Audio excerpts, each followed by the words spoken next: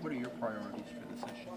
I am very much dedicated to making sure that we do something about jobs, that we make sure that we help our economic climate and do whatever we can to make Missouri grow as far as business opportunities, not only for businesses that come here, but for businesses that are already here to expand and grow and be able to make sure that we have access to a good quality education for our children.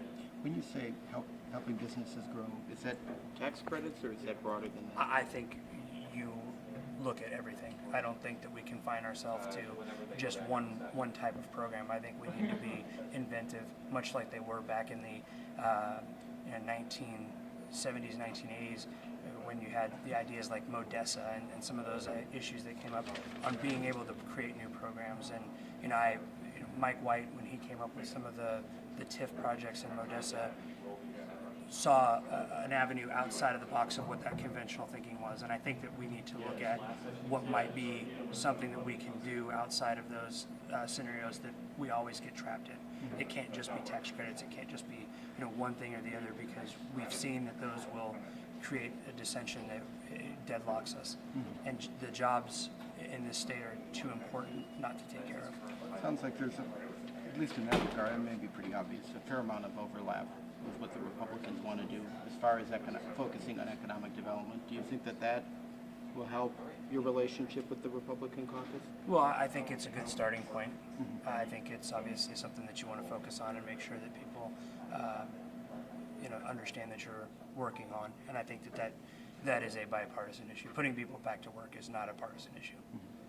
So, you're 3 seats away from being in a veto-proof majority. Maybe this question was already asked.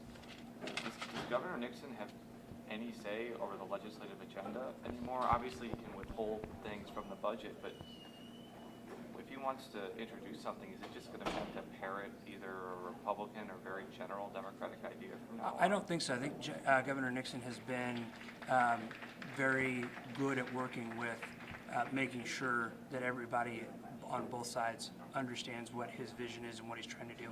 And he's operated inside a minority Democratic caucus anyway. And so ideas becoming actual debate and actually getting passed, I don't think that that's going to be a big issue right now.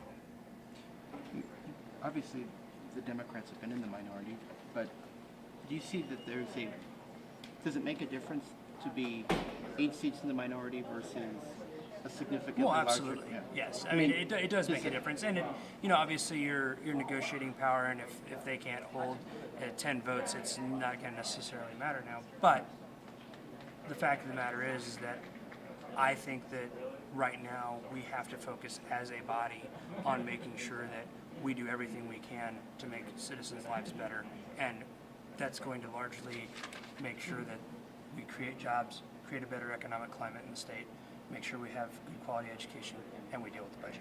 With your current numbers, what does it mean for traditional Democratic social viewpoints? I mean, the social areas. What does that mean? I don't think that's going to change. I think that people that feel strongly about that issue in our caucus are going to continue to feel strongly about that issue.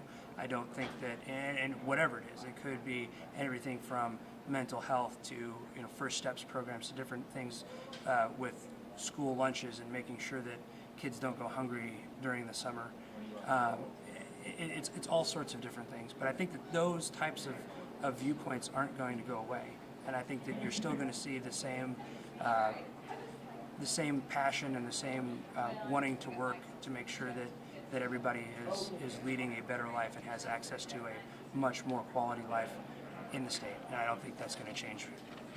Just on a parochial issue, do you know who from Kansas City in the legislature might leave to replace Yvonne Wilson? I've heard a couple names, but I don't know who all is there so far.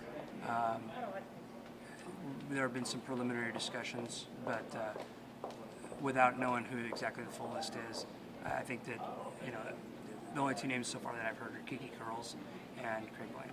Would that impact your caucus if Kiki Curls left to become a senator? Kiki is a fine woman, and she is a great friend of mine, and she does a lot for the caucus.